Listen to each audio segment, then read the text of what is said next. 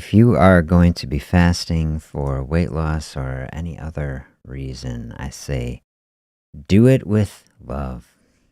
And in order to do anything with love, you need to connect it to the heart. We really dove into that last week. And I say, let's keep on going with it. That felt so good. So, in the weight loss space, certainly in the fasting space, with any sort of health process, from dieting, exercise, anything, it can be approached from a perspective of war, like we're fighting a battle, and we can bring a lot of negativity and even punishing perspectives toward ourselves. And then we're going to force things. And the trick is with many of these processes is that they can work, at least in the short term. You can push the human body, and we can push our emotional space and our heart into a place. You say, heart is leading in a direction, heart might be hurting, and we can put that in a box and maybe high up on a shelf, or maybe a low down shelf sometimes is how it feels. And I got to tell you, it sounds crazy, but see if you agree. We can even forget about it down there. And a long time can go by where you say, man, have I even connected with the heart? And what does that mean even? I don't even know anymore. And so if we are going to move in a direction of love and light, to me, that is what a journey toward health and wholeness really is. We can get caught up in the mind. We've gone through cycles of that, and numbers don't really help us do that because our mind is like, it can be very numbers focused, very analytical, which can be very helpful, but it can also be very cold. And that's not always the thing that really helps us connect with our emotional center, wherever you feel it, whether you feel it in the heart or you feel it in the gut, it's somewhere in here within the body. And this is the sort of practice, we lose weight in the body. We're trying to bring health and wholeness to the physical system. And we think, well, I'm going to use the mind to do that. And what I want to expand our thinking and vision on is that we've got a mind and a body. And if we get out of the mind for a little while, help us get into the body, and body can help us in that. So we say, put the weapons down and open up the heart. We're going to have a quote today I'm going to read you that is going to help us with that. And let's dive into it. The thing I was thinking about over the weekend is, and this is just a thought, is fasting 10%, And maybe by fasting, when I say fasting, honestly, in my mind, what I think, ironically perhaps, I think both fasting and healthy eating. To me, these are two sides of the same coin. Always is just interchangeably, because always we need to be eating on some frequency, even if that frequency is less than what is typically done. We call that fasting. But if we are going to be thoughtful enough to practice some amount of fasting in our life, let's be thoughtful enough to put the healthiest food into our body also. Maybe that's step one. Getting the healthiest food, is maybe an easier step to take if you're starting on a practice of trying to love the body, right? Give it the most nutritious energy that you can. And then as we're flowing through that space, we're bringing healthy food in, then we thoughtfully say, how much space does the body really need? I like that progression. So is fasting and healthy eating this dietary space? If we're talking about a long-term sustainable process of health,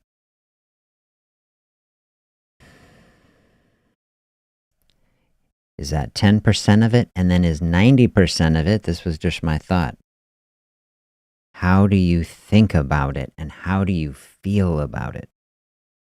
This is what I'm calling the fasting heart, if you can just be all mind, and mental your way to the goal that you want and say,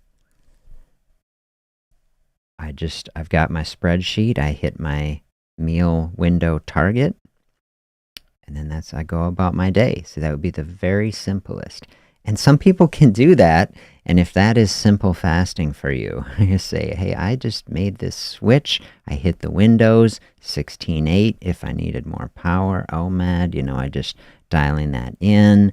If that still wasn't working, we say, I have a fasting day from time to time. And you start throwing in a fasting day on top of some of these other windows, that's going to take you, where you want to go. So you say as a concept, but then you say in practice to do it, to maintain it, to have a flow of this where it becomes a lifestyle. It's one thing to know about it, the other thing to be able to do it. So 90% what you think and feel. And so I invite you right now, let me know what you think. Put it in the comments if you're here live. Throw in the chat if you're on the comments. Throw a little heart emoji or something in the comments if you feel like this, like you've been fighting the body ever, like you feel like, man, the heart is where I really need to focus over just a number. And appreciate that. So this quote, this is what's going to help us today get into it.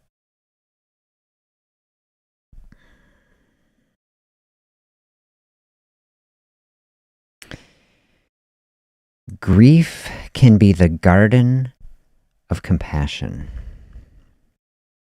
If you keep your heart open through everything, your pain can become your greatest ally in your life's search for love and wisdom.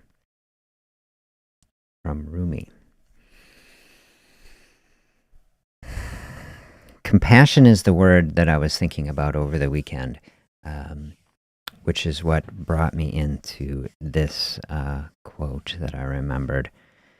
And here we are getting into a beautiful intersection, love and compassion.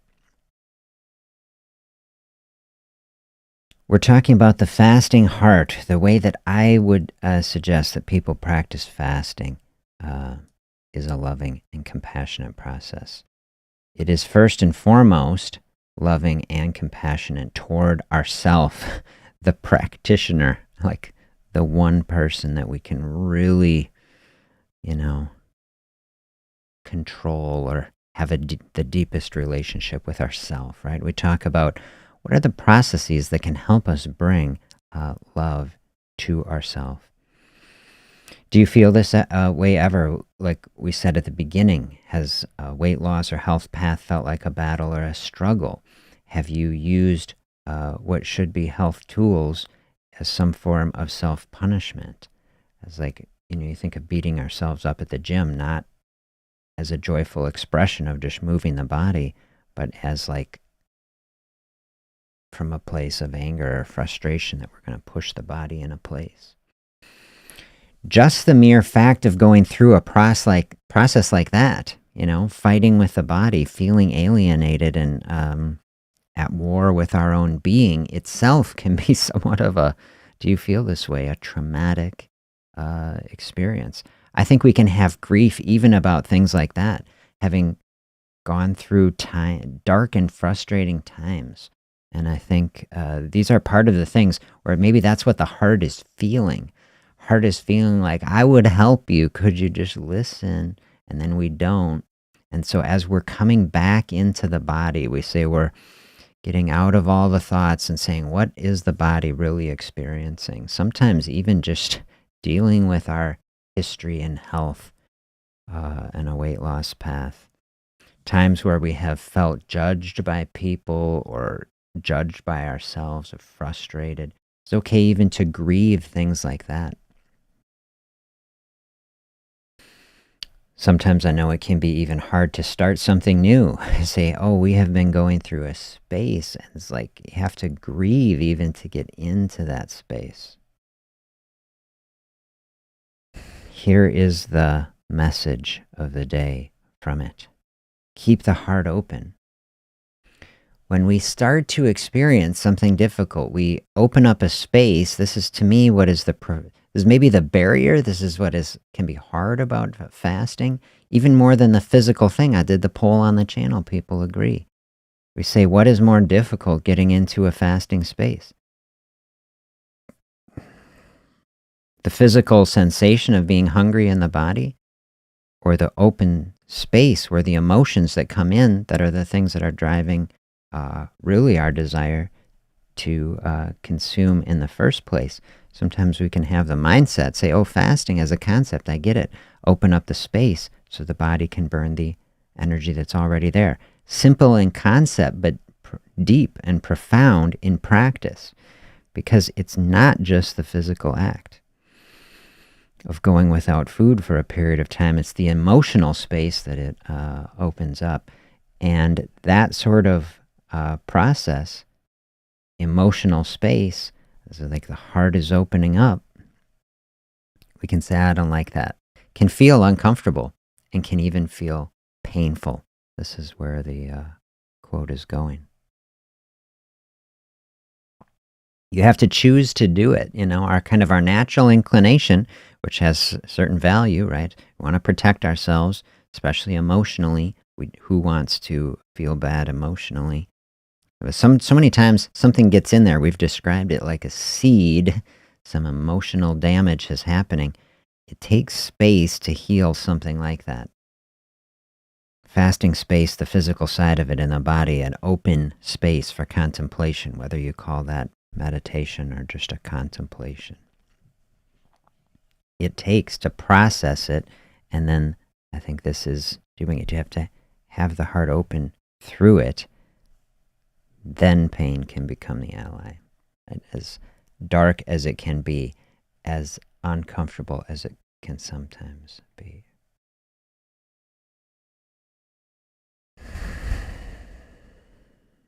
We described in some session, was it just last week?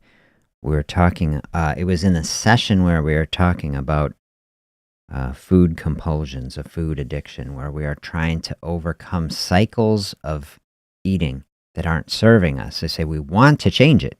We feel called to change it, but then it's difficult. In that session, we saw an addiction specialist, Dr. Maté, was saying that underlying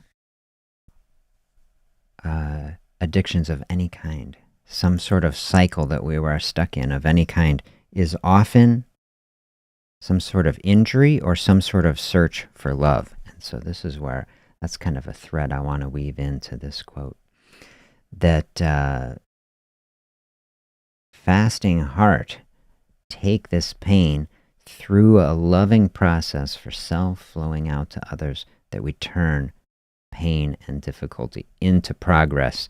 This is what the quote is just exactly saying. Turn our experience, things that have been barriers and blockages to our process, turning them into an ally, turning them into wisdom. As beautiful. What an incredible thing to seek for in our life. Seek to become wise based on the experiences that we've had. Wisdom, say on maybe a very simple level in our life, learning from our past, using the past so that we don't repeat cycles of negativity that we haven't appreciated, that we say that hasn't served me very well, and we are going to gain wisdom from it. Use it as an ally so that we can step on top of it and climb up the next step in our process.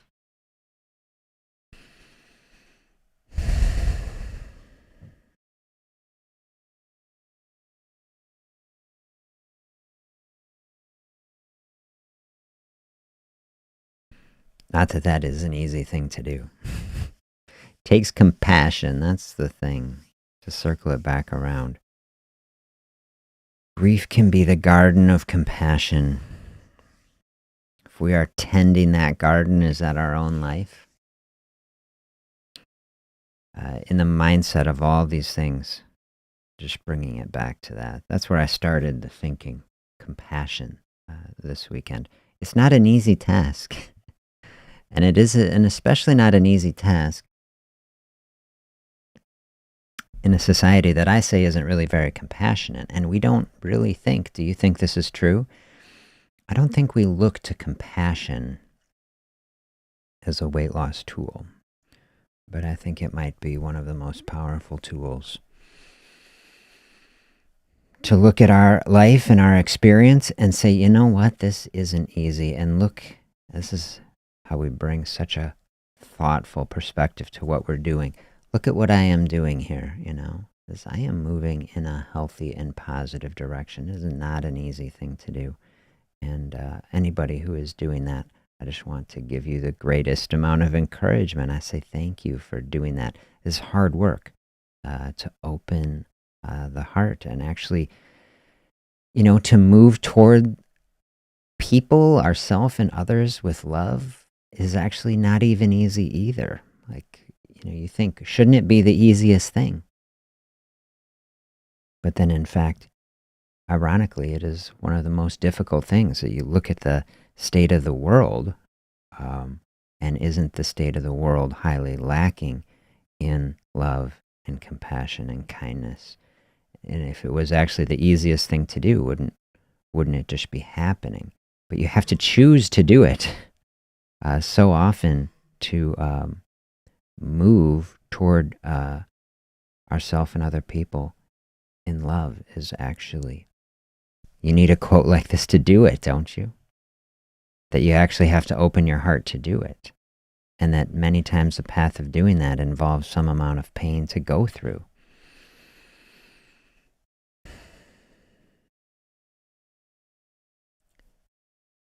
But isn't that process accepting it? So I think that we come to accept things in our life. We accept, no, it's worth it to me, have some amount of pain that we experience to be able to open up the heart and really connect. And is that how we connect in love for ourselves and others? Come to accept that amount of pain. To me, then we can see it. Is that the path, actually? That love leads us through places that can often be dark and difficult, and that it's a struggle, and that it is moving out of our self and our mind and our thoughts that are always only self-centered to help us to reach out and share love and light with people, even when it's difficult. To me, that feels like the type of thing that the more people, that we can all do it. I mean, I'm sharing the path that I am trying to take myself on as much as anything. Do the hard work. Embrace the path and the difficulty that is moving toward love and light. I love that. That's helping me take a deep breath. See, that path to me, this is the deeper path that is underlying the weight loss path. When we are getting in our mindset like this, that we are moving in this type of direction, then the choices that flow out of that, to me, are the healthiest choices.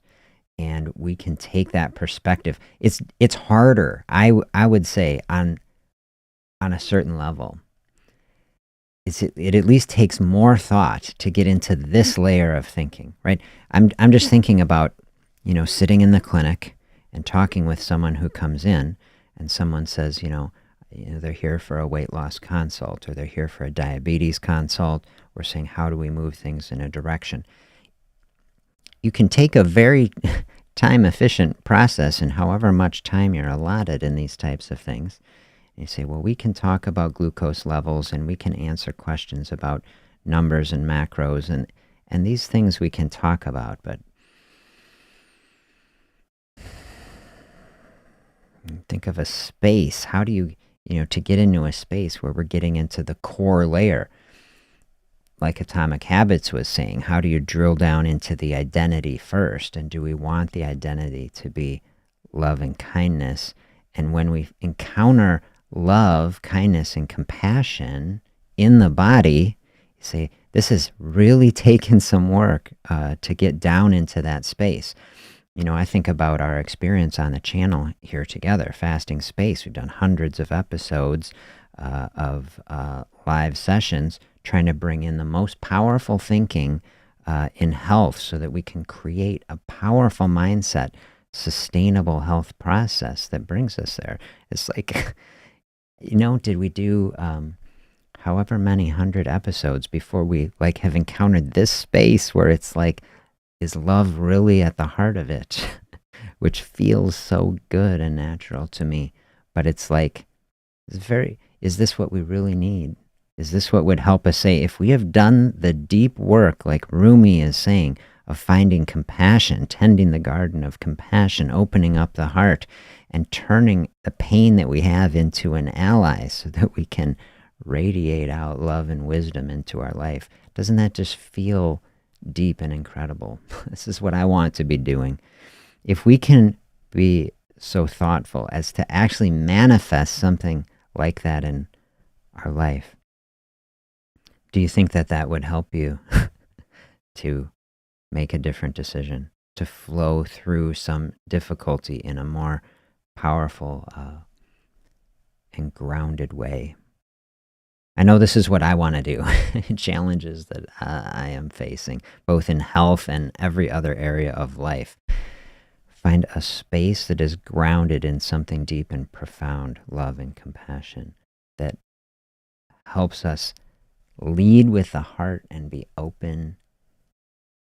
When we feel that calling of the heart, maybe we are feeling that in this sort of space, like I know there is a healthier path, and I can see it, but you say when we're struggling to do it, struggle is one of these places, what I want this space and sessions to be, right? Helping people to minimize struggle. I don't have any desire to have people struggling, but then at the same time we recognize that almost everything of value in life requires struggle to attain.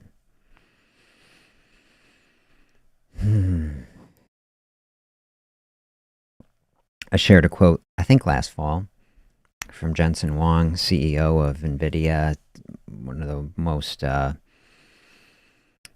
wealthy people in the world. He's built this incredible company. He was giving some advice. I'd have to paraphrase it now, but he was saying, a reporter or something asked him, what is your advice for young people who want to succeed, maybe break into this space? He said, in the nicest way, I would say that, I hope that you suffer because suffering is what leads to growth. And this is a hard pill, you say, to swallow. And I feel like this quote is really taking us into that place. I say we're trying to create pathways that help to minimize every sort of struggle. And I say a lot, I want people flowing toward health, not struggling toward it. And then in this space, we say, okay, but we have struggles in life, and we want to grow from it and learn. And maybe the biggest growth that we can possibly have is to keep our heart open, like this quote is saying, in the face of struggle, and not just wall ourselves off. We can wall ourselves off, and sometimes we do that. Maybe we have to do it in a scenario. Some terrible trauma has happened to us, and it's like the only way that we survived. Or maybe we aren't at that extreme level, but just something bad happened, and we just naturally, we tried to defend ourselves, and maybe it even did help us, and maybe it was the right thing to do. But now in this moment, you say, if we want to grow, very hard to grow when we're walled off, So this quote is saying, keep the heart open it up. Maybe now is the safe time, and maybe it's not. But I want everybody in the space, safe time, right? Safe space, where you say now is, everything is in a way where we can actually open this up a bit.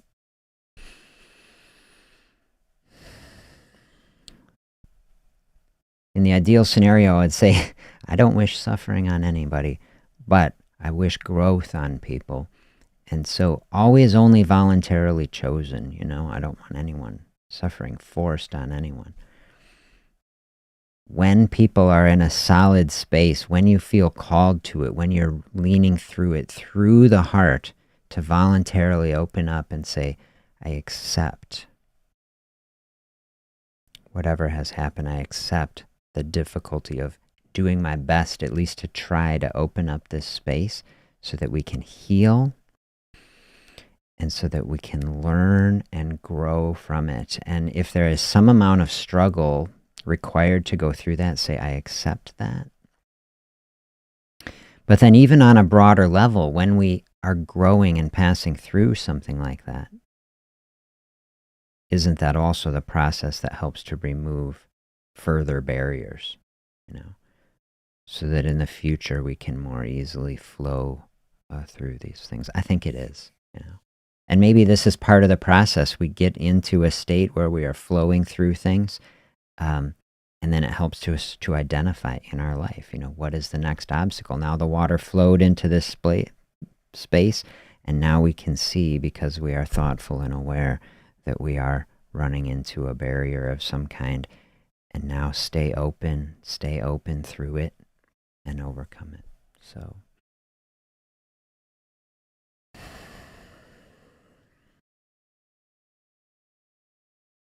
as much as possible while we're doing it. See, the trouble, like we were saying at the start, when we are forcing our way through health, when we are not moving from a place of love and kindness, but rather from a place of anger and punishment, and that's a very high stress state. That is communicating to the body is not a safe space. And as much as anything, it has hormonal effects in the body. Raising our cortisol, raising the adrenaline, turning on the sympathetic system. And we did that session back last year now on inflammation. How that chronic stress state ends up having many different signals to the body that are unhealthy, that underlie the development of coronary disease and liver disease and diabetes, and that can drive weight gain and a host of metabolic and cognitive processes that are detrimental. And so as we think about, the things that help to undo that we talk about, the meditation and journaling and breathing, exercise, healthy food, fasting, all these things in the same sort of space.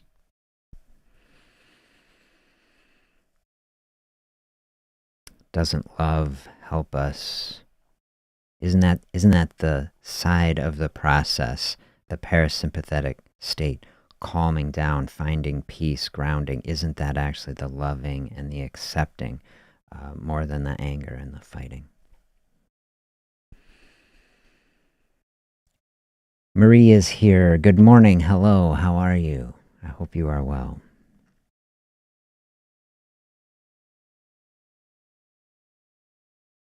Bring this up. Nope. There we go. There's a fine line between using pain as a punishment versus pain as a teacher. I used to try to use pain as a way to push through dieting and fasting, but now try to accept and gently move through. Absolutely. Yeah, it definitely takes a lot more thought and self-reflection. That is absolutely the thing. Glad to hear that you're moving on that path. I think it is a powerful thing, but not necessarily easy.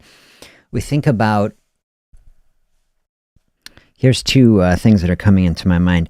Not necessarily easy, not necessarily obvious, and so, to make the shift and do it. You see, to keep on the first path, maybe this is cultural, maybe it's the part of things that we just kind of absorb from things, but it's kind of the default path, like you're saying in there, just to the more pain we feel means like, oh, wait, we must care more because like I'm really bringing the intensity now, I'm really punishing myself now because I really care and I really want this. And this is kind of the way that society is. We bring a hammer to the process and we smash our way in. And this is, on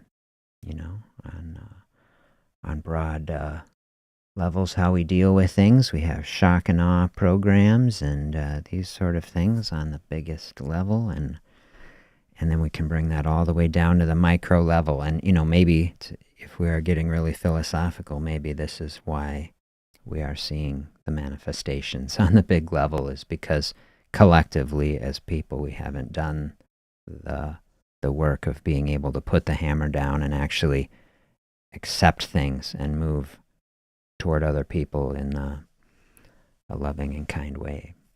And so these practices, we can't, I'll just tell you, I've gotten overwhelmed by the state of the world and how it is, and then you can feel powerless, of course, because you say on some level, we cannot change global conflict and all these things.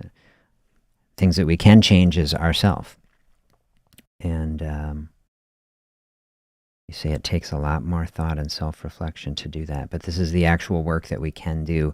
And the more I've thought about it, I think it actually does matter. It matters for ourselves especially, but then I think it matters in the big picture that we all start learning how to move toward love and light and compassion and thoughtfulness. And you say, even if it wasn't, the magic bullet that solved every health problem, like, if it is on a deeper layer that helped us to experience more love and light in our life, then it would be worth it no matter what happened with any sort of health process. My experience has been that getting into that space is actually what helps to make things sustainable for people in the long term, that because it is a more grounded, positive, loving state, you say, oh, like who doesn't want more love and light in their life, more peace and contentment, to feel grounded and satisfied in their experience. Getting into this root layer is how we unwind a lot of the emotional situations, which are, because we are a mind, body, spirit entity, all these things intertwined. So as we unwind that can help to unwind that hormonal space, that stress space. It's having real physical effects in the body. And so, certainly I've sat with hundreds and hundreds of people who are working through a struggle to lose weight. And you say, it just feels like it's just locked up in there, right? And you say, like, it can be a hard, nut to crack. Like, the energy is there. I'm doing these practices and processes. Like, why doesn't the needle move faster than it does? Part of this, like the quote is saying, I was thinking about this weekend. Part of this process of the quote is about attaining wisdom. Part of attaining wisdom is also about attaining patience. And I tell you, if you want to learn some patience, fasting is like a patience training program. A weight loss process is like a patience program. Patience is not the default state in our society, right? And we're a very on-demand, instant sort of culture. We want things to be happening now. A problem like a weight gaining problem did not happen over a couple months, right? It has been something that happened over usually many years as an experience. And you say to have it solved over a couple months already is what sets up. And so much marketing, like, we are in this crazy moment of marketing where those who have the most money and the most reach get the loudest voice. They're trying to sell everybody everything. Able say, like, just do this. This is the easy path. You just do these things. It's like, and we see happy people having lots of success, and lots of promises are made. And when these promises do not live up, it can be so discouraging. But like they say here, searching for wisdom, very connected into patience, very grounded process, helps us be okay with that, helps us to practice acceptance. However things are. You say, I wish things were happening faster. Absolutely. I would too. I do too. But if we can learn patience, and that can help us flow through a space in a gentle fashion where we're not fighting ourselves, can help us to reach a deeper and more profound layer of health and healing that in the long run might ultimately be to our advantage. And this is what I would say. Take any struggle that you are having in this moment and look at it through this lens and say, I'm going to keep my heart open here and realize that whatever difficulty I'm going through, this can become an ally. I will take this experience that I am having and I will turn it into love and wisdom going forward. And this will help me to be a more patient, kind, loving, thoughtful person. I am going to think about that today specifically. I have many things that I can identify. I wish things were happening faster. I wish things were different. See, already when we say that, here's kind of a paradox to go. We say, I wish things are different. Well, that can be a very positive thing. I want this channel for people to be an aspirational vision, to see things, that things could be different and they could be better, and that we can develop a powerful mindset. This is what climbing the mountain is. I love that metaphor that we've been using. The mountain is you, the mountain is me. We take the things that we want, we stop searching for the answer externally, and we realize that often times the real barriers that we have are within us, and that we are up for taking a journey and walking and putting in the work to overcome that. So like that's, one perspective. Things could be different and we can inspire and we can change.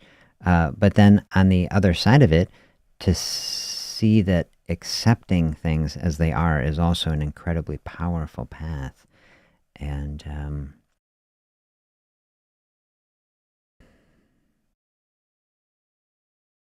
that's so much of what we're actually looking for that we already have and that we already can have. That peace and contentment and happiness, joy, satisfaction, love are actually already here. And so often, like we are trying to accomplish something or change something, maybe not even for ourselves, but maybe for someone else. And if we can sit in a space and realize that what is the thing that we ultimately want? Do we want to lose weight, or are we looking for love, joy, acceptance, something externally? And can we give ourselves that gift first? Give ourselves that gift right now. We don't have to wait until we accomplish something that society or someone else says that we should accomplish to be a good person or good enough. It's just, can we give ourselves that gift right now to realize, like, you are good enough? It's like I tell myself, you are good enough right now. You don't have to accomplish everything. We can take all the pressure off of the entire situation here. Nothing else is required. This is where I say is the fasting heart helps us to patiently sit in a space, practice patience, love for ourselves, and recognize that, hey, everything is okay here. It's like if we are stuck in a cycle of consumption, like I have to eat to keep feeling good, and all of a sudden fasting space, and we say, oh, I'm not eating here, and look at this. Look at what can happen in the body. Look at how the fasting space can burn through so many of these hormones that are keeping us stuck in cycles where we aren't content. Someone who has never practiced fasting, you say, and this was me before I when I just learned about fasting, I say, well, that sounds horrible. Like, that sounds like a thing I would not want to do. I was a 4 meal a day eater for just like all growing up, and the idea of deviating from that, I say I might be hungry, I just feel bad. Like, that is not how my body works. But then to flow into that space, and then to actually feel it in the body and say, oh, like that hunger came and then it left again. And on the other side of it, without eating, there was actually a space of contentment again. Like, that's kind of a revelation. And as much as we can have that with just food in the physical body, what I want for people more is to find that in the mental and the emotional space. So that same sort of feeling, have you felt it where you were hungry and then it went away and you felt more grounded, content? Like, can we bring that also into the rest of our body so that we can feel, I want, like I said, didn't I say at the beginning, maybe 10% of the journey, this was my thought this weekend, is healthy eating and fasting and all these things. And 90% is how do we feel about it? How do we think and feel about these things? Because isn't it the case, if we are feeling badly about it, like, people don't continue to do things in the long term that they're feeling badly about. It's like we try to avoid that in general. And so if we want a sustainable health practice that is going to serve us across decades, that it can be a long-term thing, I say it has to be a wellness practice in and of itself. What I experience and what many people experience, you put in some hard work of changing a pattern, and you say, oh, in the past I used to be intimidated by fasting, but then I realized I could do some of it, and that it was actually okay. And that as we sink into these really deep levels of compassion and openness, that we say, oh, when that was difficult, this is what we have been on this line with struggle.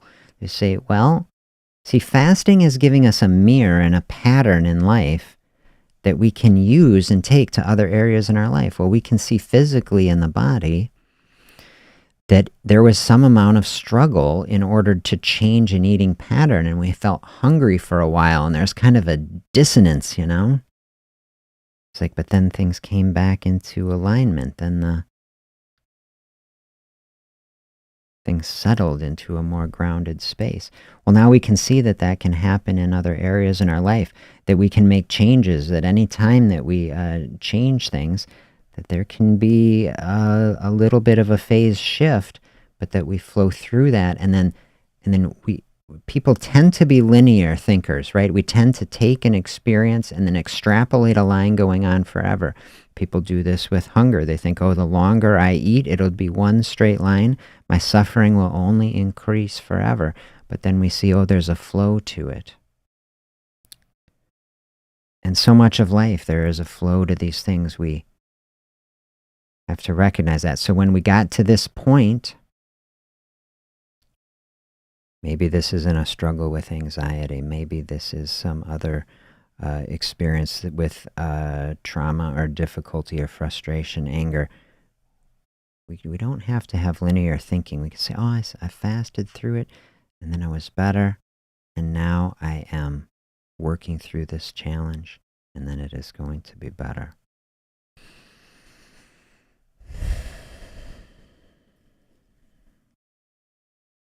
In the midst of the struggle, recognizing the flow in the midst of the struggle, help us tap into this, that this is the way the world is. To me, I like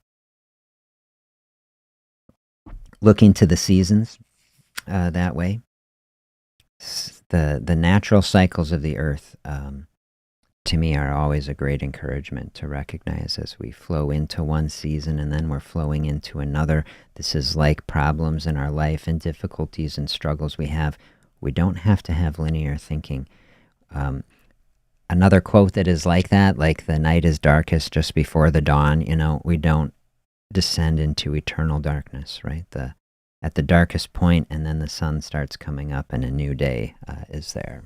So these sort of natural cycles, to me, are always a great encouragement, and love bringing them into this sort of space. Let's see. These are my thoughts of the day, I think. Let me know other thoughts that you have. Oh, I was going to give an update here just for fun. I don't think I loaded up. Maybe I can even while we're talking. One of the big long-term plans that I've been having for the channel, it's at least in my personal life, we're trying to hit many birds with one stone. I've told it on the past. I've done the session where I had the bonfire out at my parents' land and brought in a lot of metaphors, which I think are great, on the metabolism, like a brush fire, and how fasting is like the oxygen that is helping to feed that fire. And so I do a lot of work out in the country there, helping so much of the woods on my parents' land is overwhelmed with invasive species of one kind or another. And we can think about this, or I do, in the body, that you see, we have elements or things in our life that that are not serving us right now.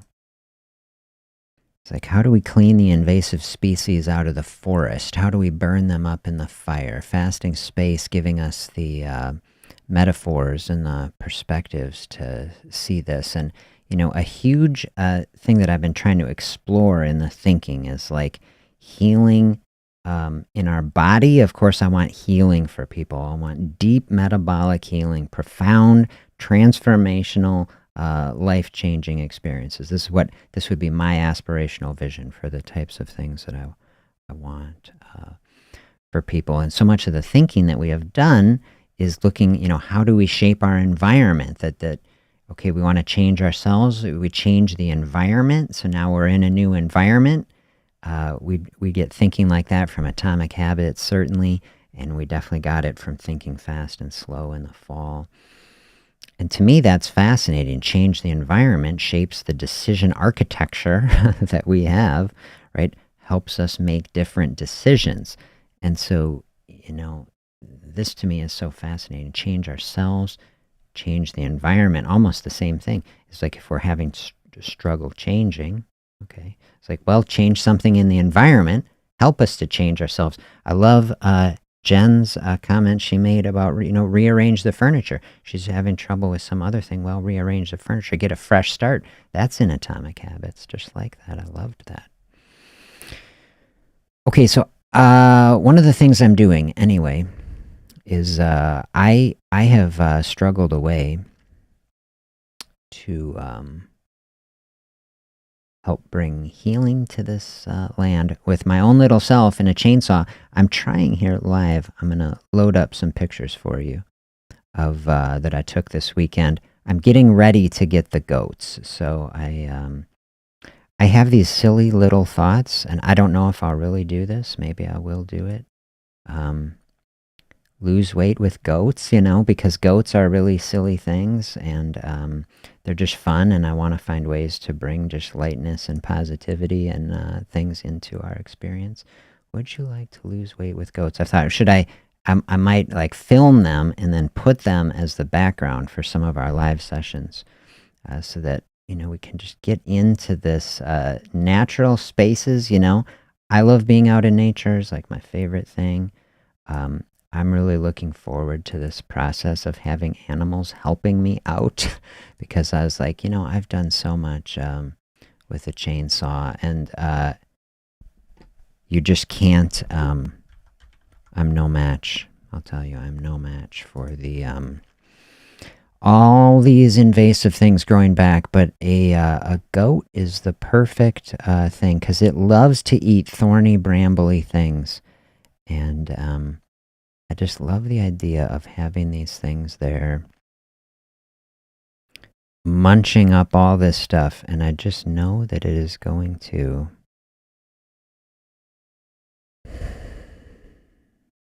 help.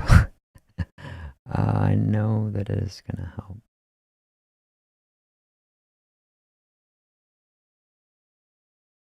Oh, man. Yes. This is the thing. They don't require any gasoline, you know? This is the thing. The things that you want gone are the things that they eat.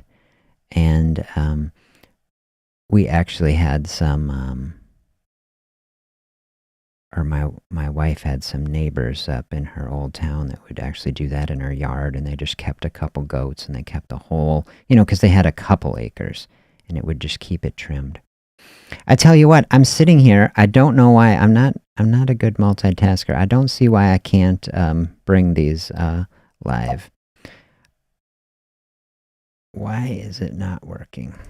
I might just bring it in for tomorrow, okay? I'll bring it in tomorrow and I'll give you an update of these pictures instead of trying to do this live, perhaps, since it is just not seeming in the cards for me. Not working for some reason. Okay, well, we'll abandon it. But anyway, I just tell you, I am working on this process, and I have made paddocks. This is something for a city kid to be doing. I'm having fun with it. I'll show you maybe tomorrow.